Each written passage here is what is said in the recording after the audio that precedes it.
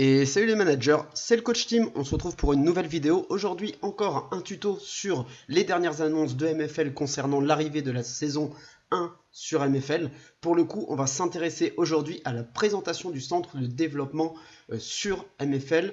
Pour tous les joueurs qui sont agents libres, on va voir un petit peu les conditions, voir les possibilités. Évidemment, là, on va rentrer un peu plus dans le détail. On en a parlé dans la vidéo récap des annonces pour la saison 1. Là, on va rentrer dans le dur au niveau de la présentation du centre de développement, qui est personnellement, moi, un ajout de gameplay que je trouve vraiment super.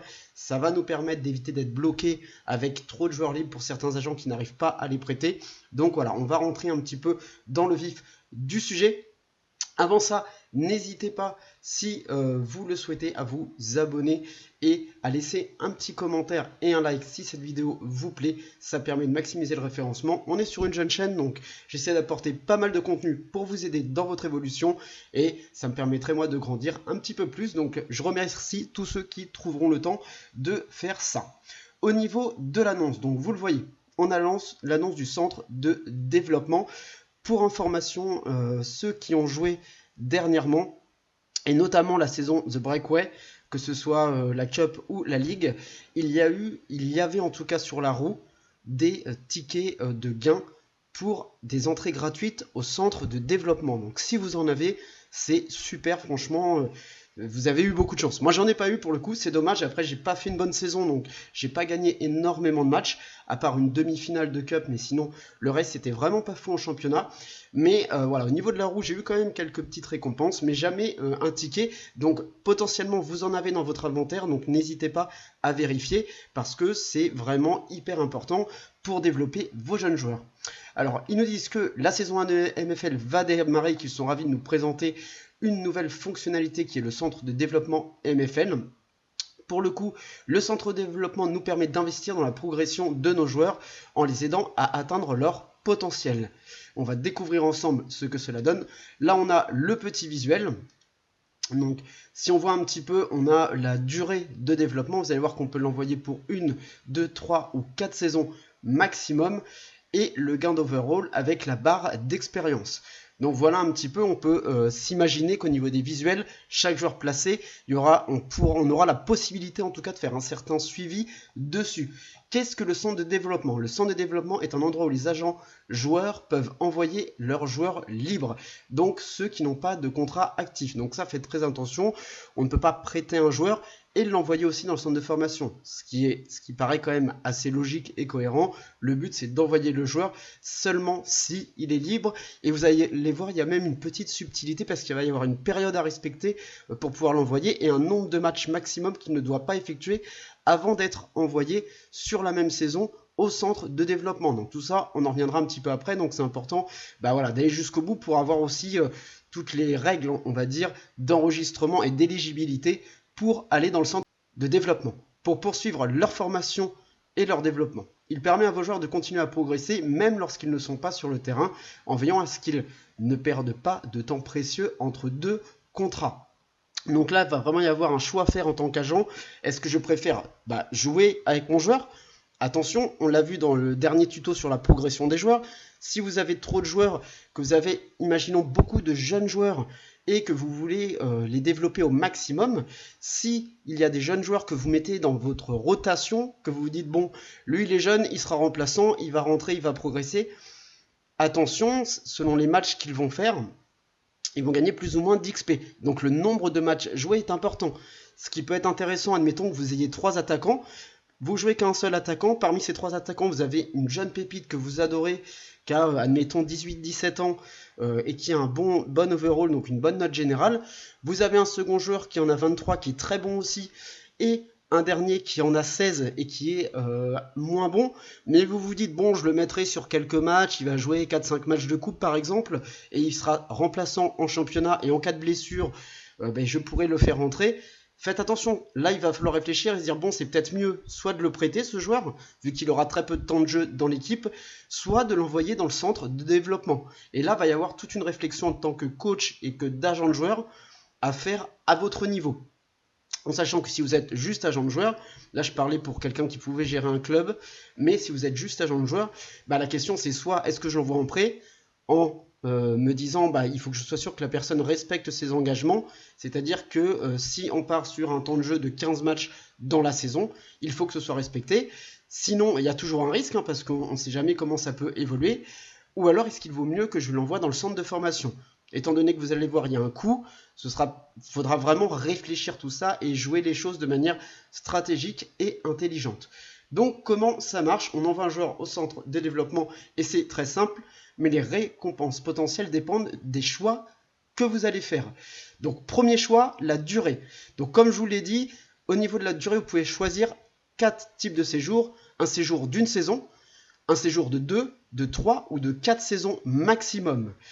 Les durées les plus longues permettent une meilleure progression et des coûts plus faibles. Mais cela signifie également que le joueur sera enfermé pendant une période plus longue. Donc là, on comprend qu'on va devoir s'engager sur une durée. C'est comme un placement financier. Admettons qu'on dise qu'on a 500 €. On veut le placer à tant de pourcentage sur un contrat pendant tant d'années minimum. Donc par exemple, pour la défiscalisation, souvent 5 à 8 ans. Donc ça, c'est des choses intéressantes. Je vous donne l'exemple, je vous fais une image un petit peu du placement financier. Mais voilà, il faut vous dire que pendant ce temps-là, votre joueur va évoluer, mais vous ne pourrez plus le rappeler. Donc faites-le intelligemment, préparez un petit peu le turnover. Admettons que vous ayez un gardien très âgé, de 27, 29 ans. Et que ce gardien, il va aller sur le déclin, on l'a vu, à partir de 30 ans, il n'évoluera plus, et surtout à partir de 30 ans, il peut prendre sa retraite. Donc, c'est un risque. Normalement, vous serez prévenu une saison à l'avance, donc, admettons que vous avez un gardien de 29 ans qui prévient qu'il prendra sa retraite à 30 ans, et vous avez un autre gardien qui est un petit jeune que vous voulez envoyer dans le centre de développement, faites très attention, peut-être que ça vaut le coup de l'envoyer que 1 an, pour le coup, même s'il aura moins de gains, vu que plus on les place longtemps, plus le gain est important et intéressant, certes, mais après ne vous retrouvez pas sans gardien si votre autre gardien part à la retraite. Donc ça, c'est des choses qui vont être à prévoir sur le long terme. Mais par exemple, si vous avez un gardien de 26 ans, un second gardien très jeune avec très prometteur qui en a que 16 et que vous décidez d'envoyer votre gardien de 16, vous pouvez l'envoyer 4 ans parce que à 26 ans, le gardien titulaire partira à la retraite qu'à partir de ses 30 ans. Donc, quoi qu'il arrive, 26 plus 4, ça fait 30. Donc, vous pouvez envoyer votre autre gardien, votre jeune pépite, ensemble pendant 4 ans en vous disant « Je suis tranquille, le gardien principal ne prendra pas sa retraite, donc je peux envoyer mon jeune en centre de formation sur la durée maximum, ce qui va vraiment maximiser son développement, tout simplement. » Ensuite, second point, il y a la durée et il y a aussi les frais. Donc, on doit régler les frais du centre de développement. Donc, ça dépend de la note générale du joueur, ainsi que de son âge. Ce coût est un investissement dans sa croissance future, et je vous dis ainsi que son âge, sa note, donc son niveau et son âge vont jouer sur le prix, et c'est un investissement, comme je l'ai dit, sur sa croissance future. Ensuite, on le laisse progresser pendant le séjour au centre de développement. L'XP du joueur augmentera à chaque saison, donc à chaque saison, vous verrez un petit peu comment il augmente, et forcément comment il évolue par rapport au niveau de votre effectif actuel. Les séjours les plus longs offrant de plus grands avantages. Plus le séjour est long, plus ils gagnent de l'XP, les mettant sur la voie pour atteindre leur potentiel. Donc, priorisez peut-être des séjours un peu plus longs. Ça vous coûtera plus cher selon le type de joueur, mais vous êtes gagnant sur, en tout cas, la progression du joueur si c'est l'axe principal que vous allez chercher. Ensuite, attendez leur retour. Les joueurs ne peuvent pas être retirés du centre de développement avant la fin de la durée choisie. Donc ça, c'est très important. Donc c'est-à-dire que vous ne pouvez pas les vendre, ils ne peuvent pas être vendus sur le marché MFL, échangés ou recrutés dans un club pendant leur séjour. Une fois leur période écoulée, ils seront prêts à rejoindre le groupe de joueurs disponibles, potentiellement meilleurs et plus forts, c'est logique. Donc ça, voilà. À prendre en compte, une fois qu'on a jugé de la période et qu'on a envoyé le règlement au centre de formation, on les laisse progresser, mais attention, les joueurs sont bloqués, entre guillemets, vous ne pourrez pas les utiliser sur cette période de développement au centre. On a un petit exemple ici de ce que ça va donner, donc vous voyez le Development Center, 2 exemples pour un joueur qui partirait une saison et pour un joueur qui partirait 4 saisons. On a au niveau un ratio en fait, note générale à gauche, donc admettons la 70 pour selon un critère d'âge, et on voit un petit peu que forcément c'est un petit peu moins cher de l'envoyer 4 saisons en termes de prix. Là vous le voyez, on fait on fait un minimum de maths, on voit qu'on passe de 1100 pour un joueur qui est envoyé une saison 25 ans 70 de général à 3300 mais pour 4 ans. Donc forcément c'est plus cher dans la somme globale, mais si vous ramenez à la somme annuelle, donc que vous divisez cette somme par 4, vous êtes gagnant d'envoyer votre joueur sur une durée plus longue. Notamment, vous le voyez, il y a un boost d'XP. On est à 60 XP. Alors, je pense que c'est 60 XP par an. Et là, je pense que c'est 120 XP par an. À vérifier, mais je pense que ça doit être ça. Sinon, là, vous voyez, ce serait pas logique que ce soit juste l'XP fixe qu'il gagne. Parce que si c'est sur 4 saisons 120, ben vous faites une saison x 4 et vous êtes largement au-dessus. Donc, je pense qu'on part par saison. D'ailleurs, vous le voyez, là, ils mettent MFL $ lower cost per season, donc par saison. Donc ça me paraît voilà, cohérent que ce soit ça le raisonnement sur ce visuel. On voit aussi là l'âge par rapport à l'overall. Et pareil, donc à la note générale. Et pareil, vous voyez que si on regarde un petit peu et qu'on fait le calcul, on est gagnant sur 4 saisons. Donc vous voyez qu'il y a pas mal de choses qui vont rentrer. La note générale et l'âge du joueur, ça va être des critères très importants. Et plus le joueur est déjà à un très haut niveau, plus ça va être onéreux, c'est logique. La saison et le niveau, enfin le nombre de saisons au centre de développement et le niveau du joueur vont influer sur les coûts qu'il faudra investir dès le début. Mais ce sont des investissements qui vont vous être entre guillemets bénéfiques par la suite et qui vont permettre à votre joueur de bien se développer. Donc là ils le mettent en bas. Un séjour plus long égale meilleur rapport qualité-prix, meilleur taux de progression, c'est logique. Voilà, on bloque entre guillemets un actif dans notre équipe pendant un certain temps, donc c'est normal que plus on va le bloquer, plus le gain entre guillemets est gros. Ça c'est vraiment tout à fait logique. Alors là ils vont nous mettre pourquoi choisir le centre de développement. Donc le centre de développement offre une nouvelle dimension stratégique à l'écosystème MFL, ok. Il s'agit de bien plus qu'un simple lieu de rétention pour les joueurs, c'est un moyen de maintenir le potentiel en vie et de le faire grandir. Voici pourquoi il s'agit d'un outil précieux pour les agents. Évidemment, vaut mieux l'envoyer en centre de développement, même si c'est qu'une saison, plutôt que de le garder sans l'avoir prêté et de ne pas l'utiliser. Si vous êtes agent de joueur, vous avez tout intérêt à vraiment tout miser sur le centre de développement ou sur un prêt qui va être efficace. C'est-à-dire un prêt où la personne va faire jouer votre joueur, surtout si vous pensez qu'il a le potentiel et l'âge qui pourrait lui permettre de beaucoup progresser et que vous misez sur lui, bah voilà, soit le prêt, soit le centre de développement. C'est une alternative au contrat club. Si vous avez du mal à trouver un club pour vos joueurs, vous pouvez assurer qu'ils continuent de progresser tout en restant agent libre. La progression comme récompense, considérez-le comme un mécanisme de mise, vous bloquez un actif, donc vos joueurs, pendant une période donnée, et les récompenses et leur progression accrue. Cette croissance pourrait les rendre plus attractifs pour un club ou augmenter la valeur à leur retour. Pourquoi? Tout simplement, ils vont revenir chez vous. Admettons que vous avez mis un jeune de 16 ans gris, donc commun. Il revient au bout de 4 ans, vous avez pu le mettre 4 ans, et il vous revient, donc du coup, il a que 20 ans, donc il reste encore très jeune, et il vous revient avec, en étant un joueur peu commun, donc il a passé les 65 de général. Potentiellement, vous pourrez le revendre bien plus cher que ce que vous l'avez acheté, donc ça peut être aussi un moyen de placer vos joueurs, de permettre un passage de rareté par exemple, et ensuite une bonne revente pour vous. Donc ça peut être un moyen d'achat-revente intéressant, en sachant qu'attention, il faudra considérer aussi qu'on paye le centre de développement, c'est pas gratuit. Donc il faudra mettre ça en balance dans votre calcul de rentabilité pour les joueurs qui voudront jouer ainsi.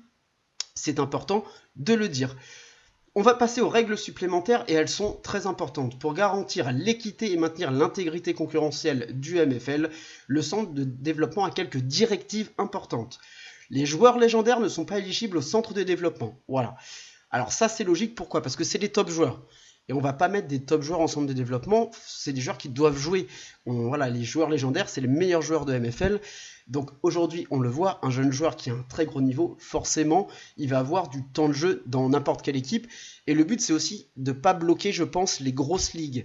Donc la Division 1, par exemple, la Diamond League, la Ligue Diamant, ils veulent pas la bloquer, ils veulent pas que les personnes, par exemple, achètent des joueurs légendaires, admettons, entre 16 et 22 ans, et les mettre en centre de formation et les revendre très cher après, parce que du coup ça peut bloquer des joueurs pendant 4 saisons et on peut avoir une pénurie de joueurs sur le marché et donc ça peut bloquer un petit peu forcément les grosses ligues.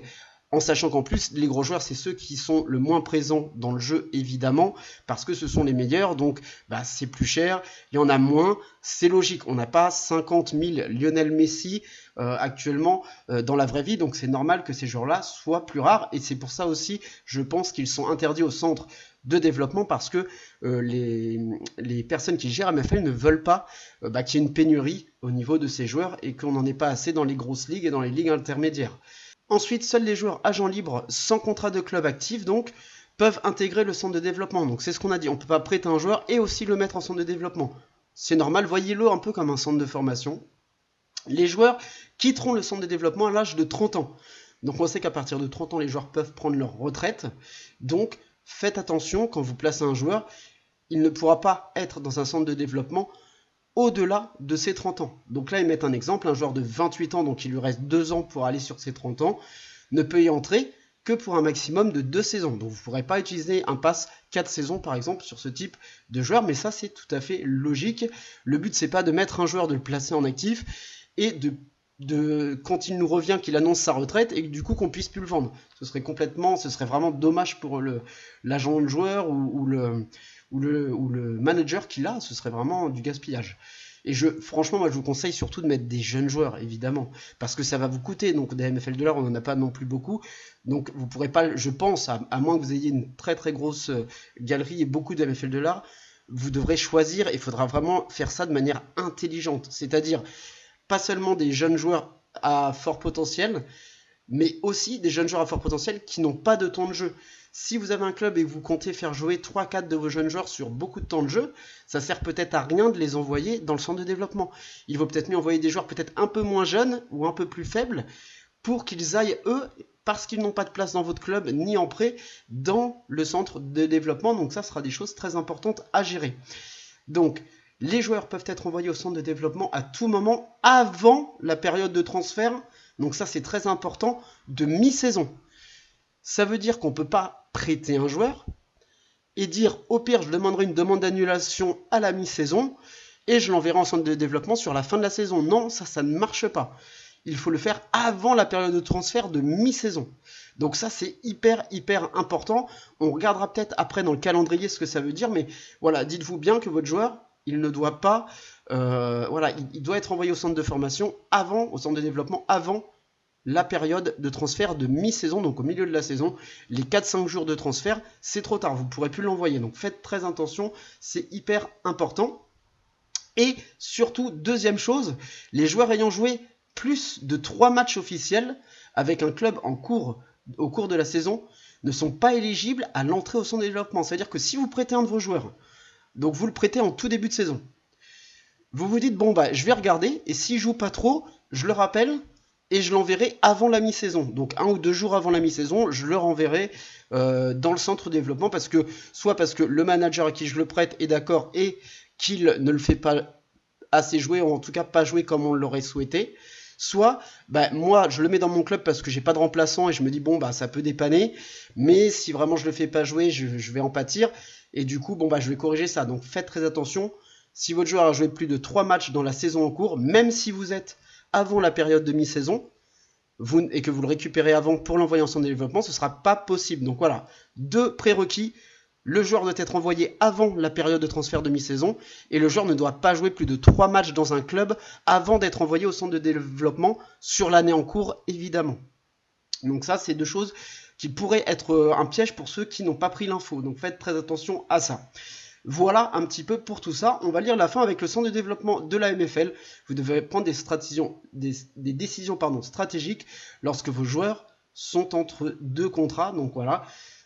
Devez-vous attendre une meilleure offre d'un club ou envoyer au centre de développement pour perfectionner leurs compétences? Donc c'est ce qu'on a dit. Ça va être vraiment tout un volet stratégique. Donc voilà un petit peu. J'espère qu'on a fait le tour et que c'était très clair. Si on regarde un petit peu ça, au niveau du centre de formation et du fonctionnement, on sélectionne la durée, on règle les frais de formation, on laisse le joueur progresser plus ou moins selon la formule que nous avons choisie, on attend son retour car il est bloqué le temps de son passage au centre de développement. Une fois son retour, on peut soit l'intégrer à une équipe vu qu'il aura gagné du niveau, soit le revendre plus cher que ce que l'on l'a acheté, en prenant en compte, attention, les frais qu'on a engagés aussi dans la formation, en plus du simple prix du joueur. Au niveau de pourquoi c'est en place, c'est une alternative pour les agents de joueurs qui n'ont pas forcément réussi à prêter tous leurs joueurs de manière en tout cas satisfaisante à leur sens. On a une progression accrue au niveau de la progression du joueur. Et attention, pas de légendaire en centre de développement, seuls les joueurs agents libres et avant la mi-saison, sous condition qu'ils aient joué moins de 3 matchs dans cette période de début de saison. Donc voilà pour les grosses lignes.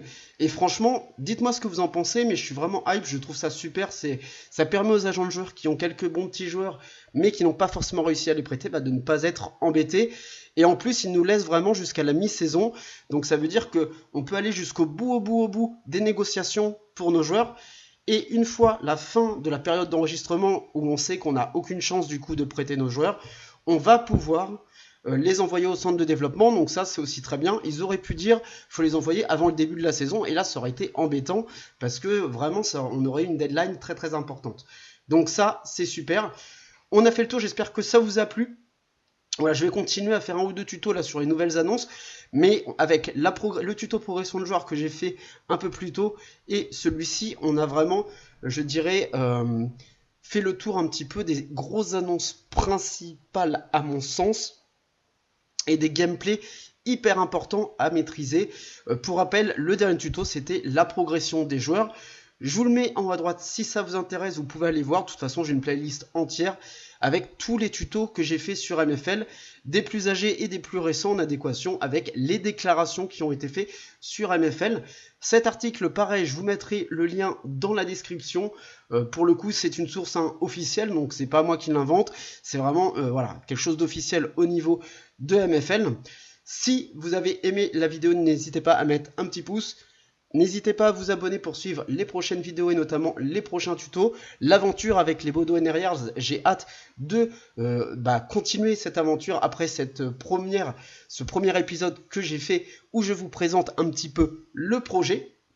Et évidemment, si vous êtes un jeune joueur sur MFL, que vous découvrez le jeu avec mes vidéos, sachez que vous pouvez utiliser mon lien de parrainage. Ça me permettra de bénéficier d'un joueur gratuit après 17 $ d'achat sur vos 30 premiers jours suivant votre inscription sur le jeu. Et vous aussi, ça vous débloquera un joueur gratuit après 17 $ d'achat de pack. Donc c'est gagnant-gagnant, on a tous les deux un petit cadeau. Et moi, ça va me permettre aussi éventuellement d'avancer dans l'aventure et d'inclure ce joueur dans mon aventure sur la chaîne avec les Bodo Yards. J'espère que ça vous a plu. Vous avez tout en lien en bas dans la description, le MFL FR, le MFL officiel et le Twitter de mon compte. Il me reste donc à vous souhaiter un très bon management et une très bonne période des transferts qui arrive, parce que le mercato va être très très agité pour préparer cette première saison sur MFL. Allez, ciao l'équipe!